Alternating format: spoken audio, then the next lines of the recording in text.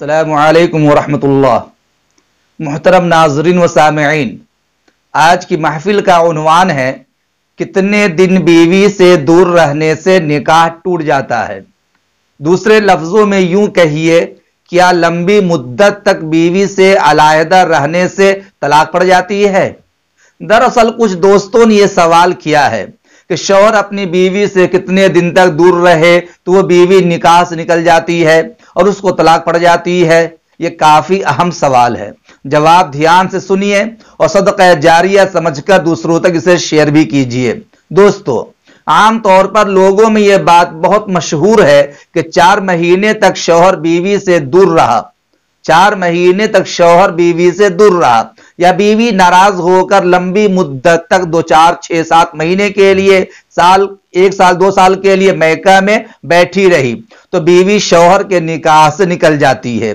यह बात लोगों में बहुत मशहूर है। बेचारे तबलीगी जमात में जाने वाले हजरात वो जमात में जाते हैं 4-4 महीने, 6-6 महीने और साल भर के लिए, दूसरे लोग उन बेचारे को चिढ़ाते हैं, अजीब अजीब बातें फैलाते हैं। ये 4 महीने तक बीवी से दूर रहा, लिहाजा बीवी तो इसके निकाह से निकल गई। हालांकि ये अगलातुल अवाम में से है और लोगों की ये गलत फहमी है। सही मसला आज इस मजलिस में मैं बयान करना चाहता हूं ताकि लोगों को सही अंदाज में सही मसला मालूम हो जाए। सही मसला इस बारे में यह है कि अगर मियां बीवी में झगड़ा हो गया, लड़ाई हो गई, किसी बात पर अनबन हो गई और शौहर ने यह कसम खा ली कि अब मैं तेरे करीब भी नहीं आऊंगा, गोया शौहर अपनी बीवी से 4 माह या उससे ज्यादा मुद्दत के लिए सोहबत ना करने की, करीब ना आने की कसम खाए। शरीयत में इसको इलाए शरई कहते हैं।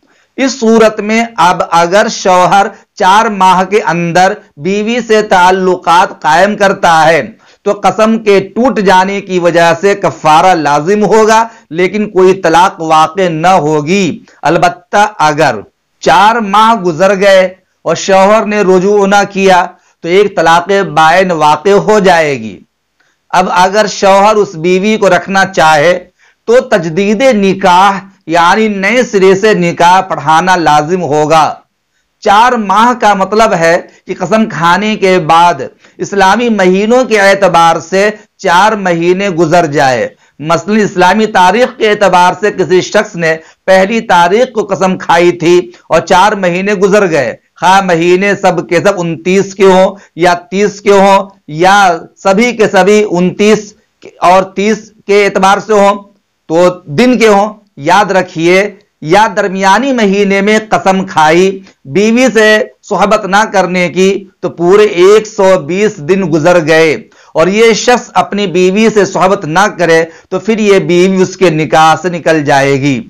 और अगर नॉर्मल हालत में शौहर बीवी हैं, कोई झगड़ा लड़ाई नहीं, कोई अनबन नहीं, शौहर ने बीवी से करीब हो ना होने की कसम भी नहीं खाई है या शौहर बीवी से नाराज भी नहीं है, अगर नॉर्मल हालत में शौहर दावत व तबलीग की गरज से सफर करे या कमाई धंधे के हिसाब से बैरून मुल्क चला जाए या तालीम व ताल्लुम के लिए, दर्स व तदरीस के लिए सफर किया, दूर दराज इलाकों का या किसी दूसरे मुल्क का सफर किया किसी काम के लिए, या कोई इंसान फौज में भर्ती था, सरहद की हिफाजत के लिए साल भर बीवी से दूर रहा, खा किसी भी एतबार से नॉर्मल हालत में सफर किया है और मियां बीवी में कोई लड़ाई भी नहीं हुई, या बीवी शौहर से नाराज होकर मैके चली गई है और कई साल तक शौहर से दूर रही, या शौहर बीवी एक दूसरे के सामने अलग अलग कमरे में रहते हैं लेकिन दोनों में कोई ताल्लुकात कायम नहीं है,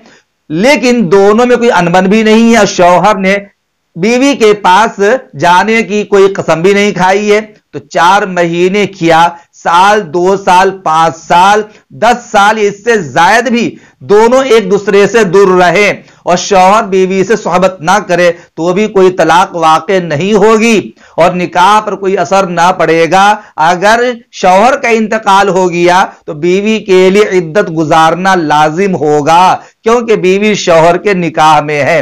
असल में मसला मालूम न होने की वजह से लोगों में गलत फहमी फैल जाती है और लोग गलतफहमी के शिकार भी हो जाते हैं। लिहाजा लोगों को अपने मकामी मुफ्तियाने किराम से मसला मालूम करना चाहिए, मनगढ़ंत अंदाज में कोई बात ना कहे। और यह भी याद रखिए कि अगर शौहर ने 4 माह से कम मुद्दत में सोहबत ना करने की कसम खाई, मतलब झगड़ा हुआ और शौहर ने कहा मैं तेरा 2 महीने नहीं जाऊंगा, 3 महीने नहीं जाऊंगा, इस तरह की कसम खा ली, तो इसको कसम इलाए लुग़वी कहते हैं। अगर शौहर दरमियान में बीवी से मिल लेता है तो वो कसम को तोड़ने वाला शुमार होगा, कफ़ारा लाजिम आएगा। और अगर वो बीवी से सोहबत नहीं करता, यहां तक कि 2 महीने, 2.5 महीने, 3 महीने की मुद्दत पूरी हो जाती है, तो वह शौहर कसम की तकमील करने वाला होगा, लेकिन निकाह पर कोई असर नहीं पड़ेगा क्योंकि इसको इलाए लुग़वी कहते हैं। इलाए लुग़वी से निकाह पे असर नहीं पड़ता।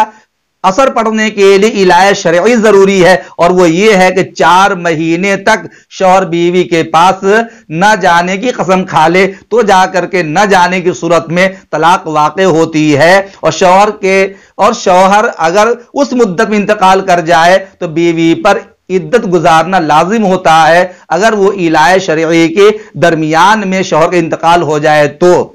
मेरे अजीज दोस्तों, ये मसला था, अच्छी तरह आपको समझ में आ गया होगा। अल्लाह करे कि ये मसला आप सबको समझ में आ जाए और हमें भी समझ में आ जाए। अल्लाह हम सबको समझ की तौफीक इनायत फरमाए। अस्सलामु अलैकुम व रहमतुल्लाह।